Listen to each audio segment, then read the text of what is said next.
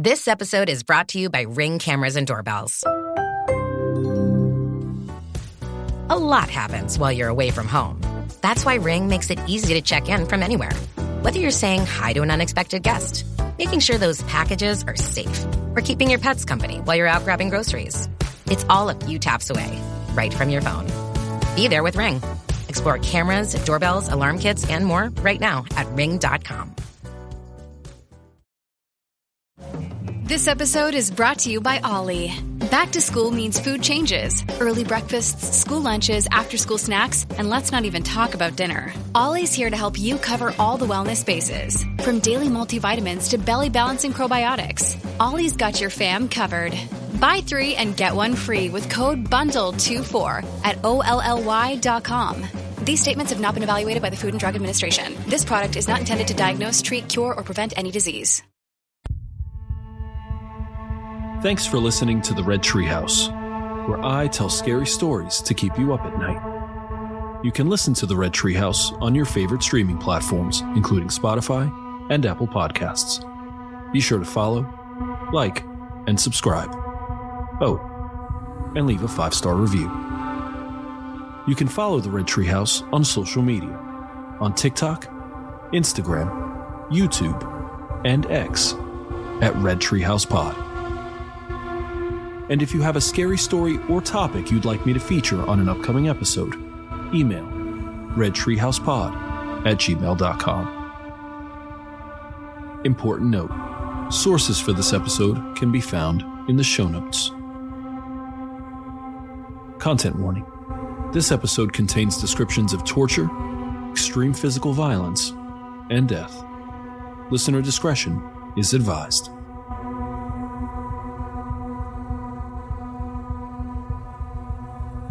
If you were to make a short list of the most basic, important human needs, it might look like this: food, water, shelter, clothing, and love.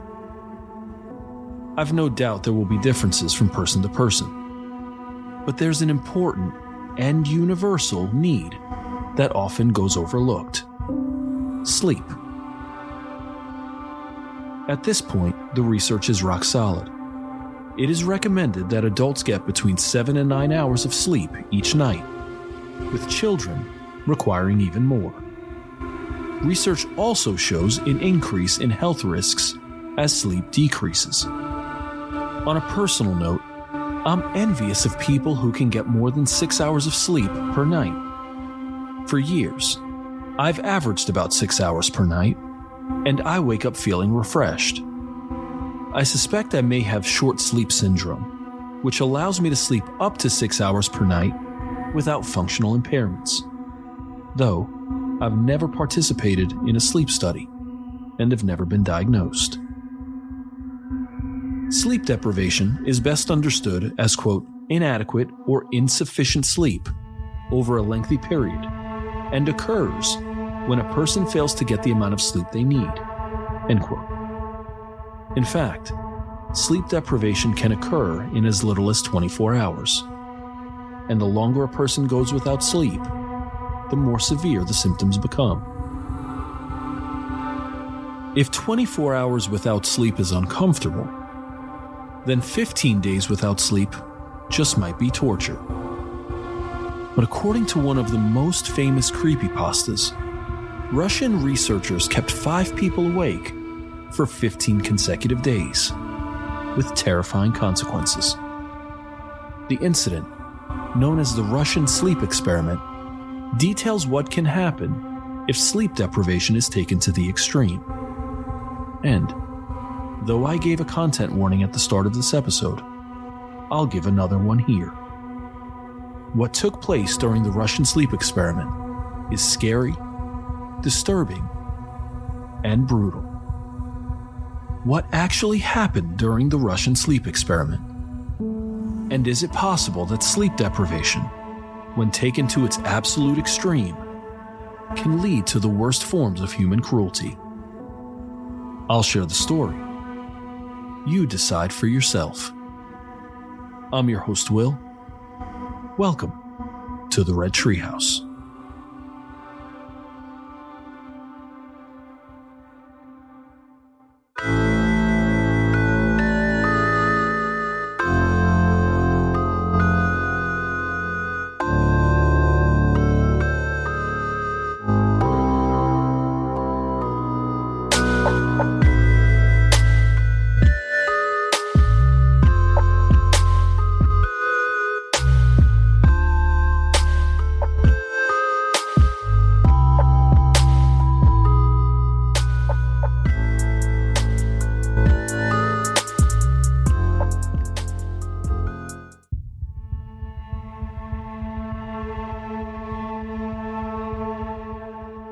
let's start with a question.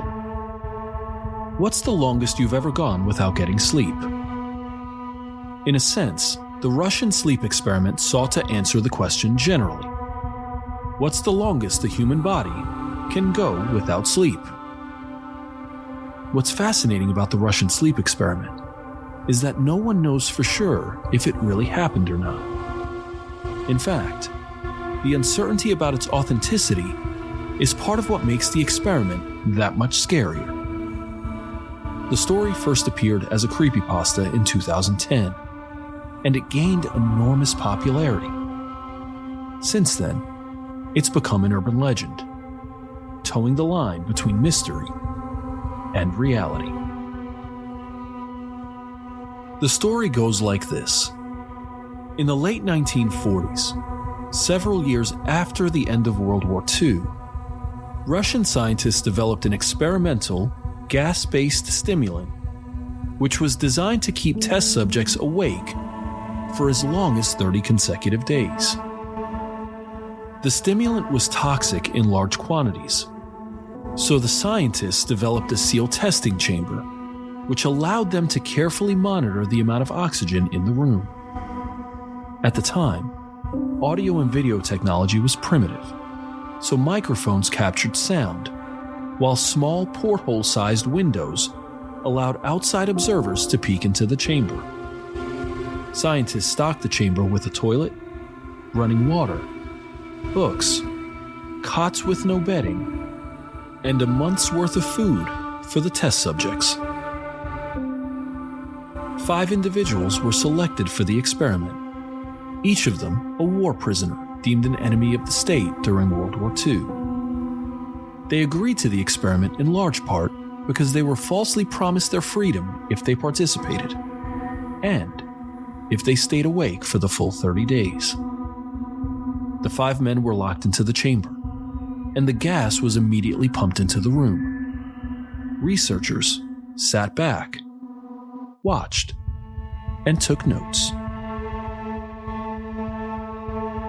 According to Healthline, there are 5 stages of sleep deprivation with increasingly detrimental symptoms.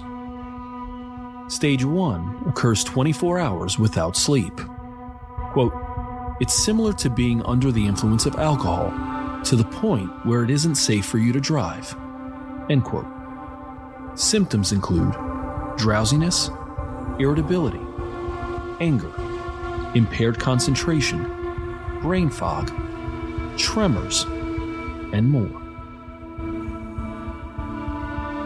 Stage 2 occurs after 36 hours without sleep.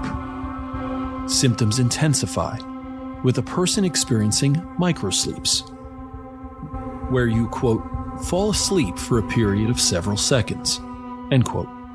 This results in difficulty thinking or focusing. Additional symptoms include, quote, "impaired memory, difficulty learning new information, behavioral changes, impaired decision-making, and more," end quote. Stage 3 occurs after 48 hours without sleep. Severe symptoms develop, including hallucinations and difficulty communicating with people around you. Additional symptoms include, quote, depersonalization, anxiety, heightened stress, increased irritability, extreme fatigue, and more, end quote. Stage 4 occurs after 72 hours without sleep. The urge to sleep intensifies, as does the frequency and duration of microsleeps. Additional symptoms include, quote, illusions, delusions, disordered thinking, and depersonalization, end quote. And the 5th stage occurs after 96 hours without sleep. Extreme symptoms develop, including, quote, an unbearable urge to sleep, and possible sleep deprivation psychosis, which is defined as hallucinations intensifying to the point where you can't tell what's real and what isn't, end quote. Consistent sleep deprivation can have potentially disastrous effects on a person's health, including, quote, impulsive behavior, anxiety, depression, paranoia, suicidal thoughts, increased risk of diabetes, heart disease, high blood pressure, kidney disease, stroke, sleep apnea, obesity, and decreased function of the immune system, end quote. It's obvious then, considering how quickly sleep deprivation kicks in and how extreme the effects are, that the Russian sleep experiment was less science and more torture.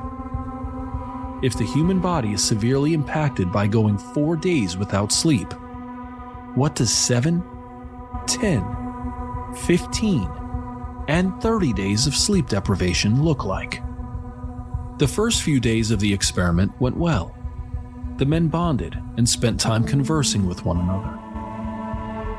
As the days wore on, researchers noticed the tone of the conversations turned dark. And at the 4-day mark, the men began talking about traumatic events from their past. After 5 days, quote, they started to complain about the circumstances and events that led them to where they were, and started to demonstrate severe paranoia, end quote. The men exhibited signs of stress. They stopped talking to one another and went into a, quote, state of paranoia, whispering into the microphones about one another, end quote. It was thought the men did this to ingratiate themselves to the researchers. By turning on the other men, they would somehow win the trust of the scientists and be set free. This continued for several more days, and researchers initially thought it was an unintended side effect of the gas. The experiment continued without hesitation. Then, the screaming started. After 9 days, one man, quote, ran the length of the chamber repeatedly yelling at the top of his lungs for 3 hours straight, end quote. Of interest was the response, or lack of response, from the other test subjects. They acted as though the men were not screaming, and continued to whisper into the microphones. Another man soon joined in and ran around the room. Both men yelled so loudly and for so long, they nearly ruptured their vocal cords. Once the second man began screaming, the room quickly devolved into chaos. The men who were not screaming began tearing apart the books in the room, smearing the pages with their own feces, and covering the porthole windows with the pages. Then, the screaming stopped. 3 more days passed, and the researchers heard nothing but eerie silence. No screaming, no whispering, no sounds. The researchers, thinking the microphones had malfunctioned, began checking them every hour. It seemed impossible that no sound could be coming from the room at all. They knew the men were still alive, as the oxygen consumption levels were on point. In fact, the oxygen consumption of the 5 men was equivalent to a, quote, heavy level of strenuous exercise, end quote. 2 more days passed, and on the morning of day 14, the researchers decided to use the intercom system inside the chamber, something they vowed not to do. Their hope was to get some type of reaction, as they were worried the men were either dead or catatonic.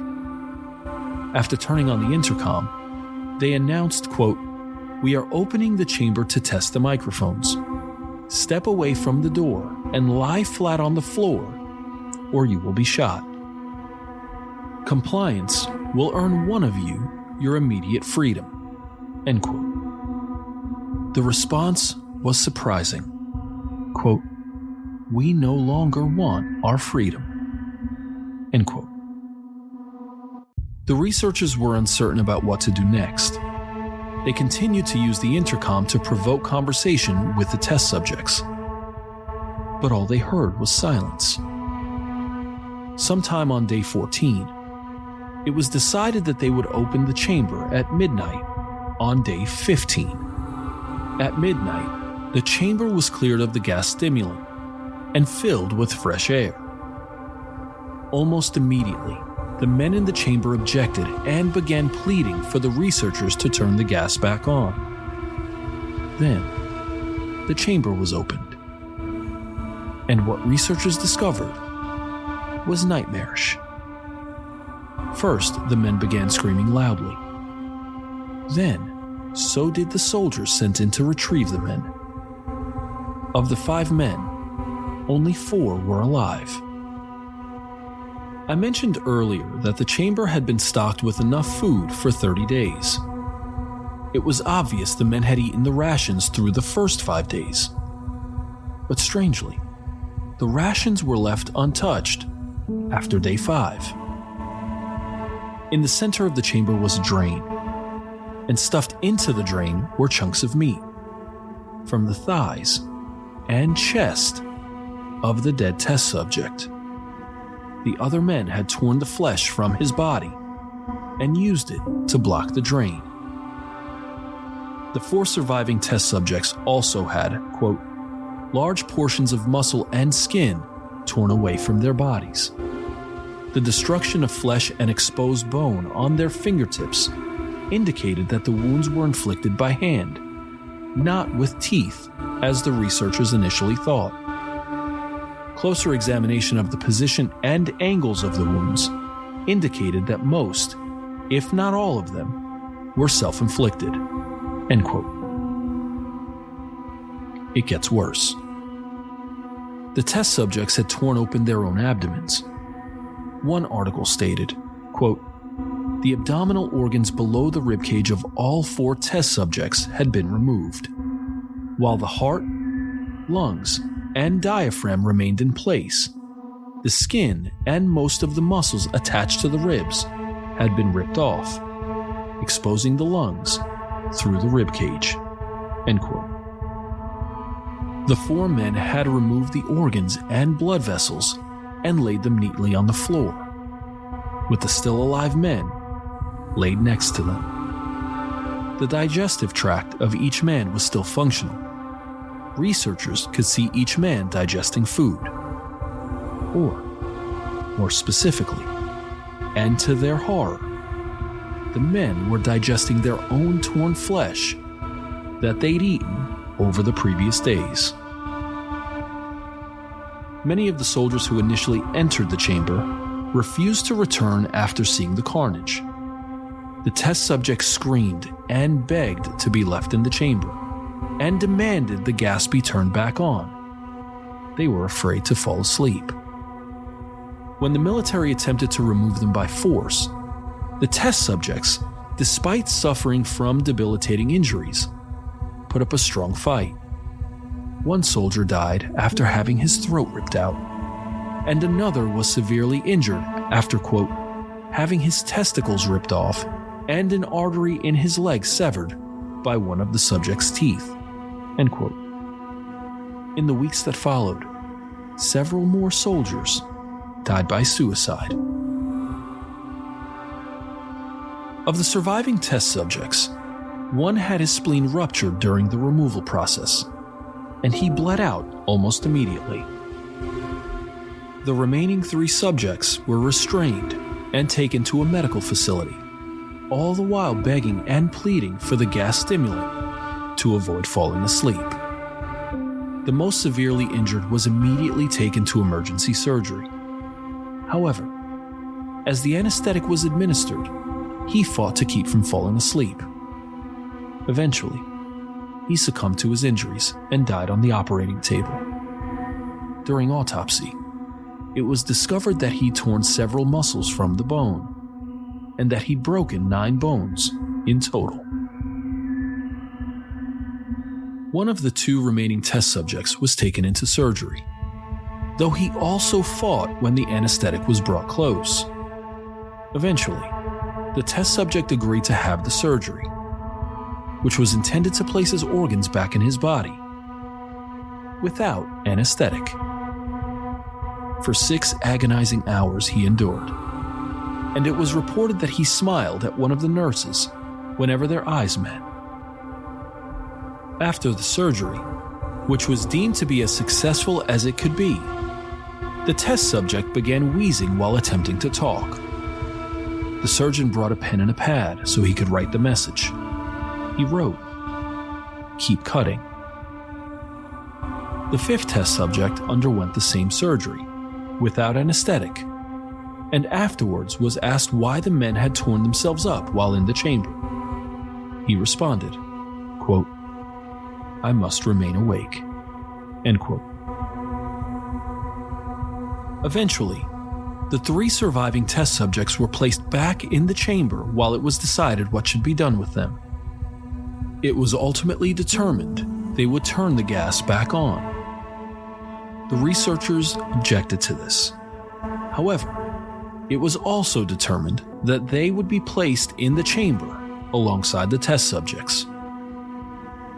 Terrified of this, the lead researcher drew his weapon and killed the commanding officer. He then shot 2 of the test subjects dead, and upon reaching the 3rd, who was strapped to a medical table, he screamed, "What are you? I must know." The subject smiled at the researcher, then stated, quote, "Have you forgotten so easily? We are you. We are the madness that lurks within you all, begging to be free at every moment in your deepest animal mind. We are what you hide from in your beds every night. We are what you sedate into silence and paralysis when you go to the nocturnal haven where we cannot tread," end quote.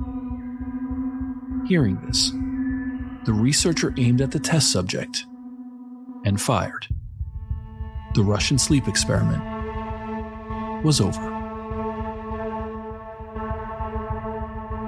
I'll admit, whether the Russian sleep experiment was real or just an urban legend doesn't really matter much to me.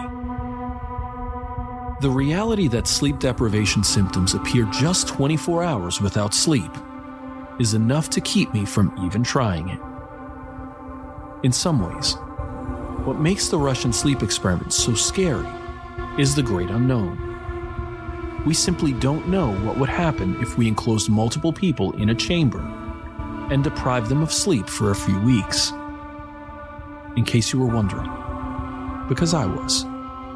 The world record for the longest amount of time a human has gone without sleep is held by Robert McDonald, who went without sleep for 453 hours and 40 minutes in 1986. That's nearly 19 days. As we close this episode of the Red Treehouse, we're still left with this lingering and unsettling question. Is it possible that sleep deprivation, when taken to its absolute extreme, can lead to the worst forms of human cruelty? I've shared the story. Now you decide for yourself. I'm your host, Will. Thanks for joining me in the Red Treehouse.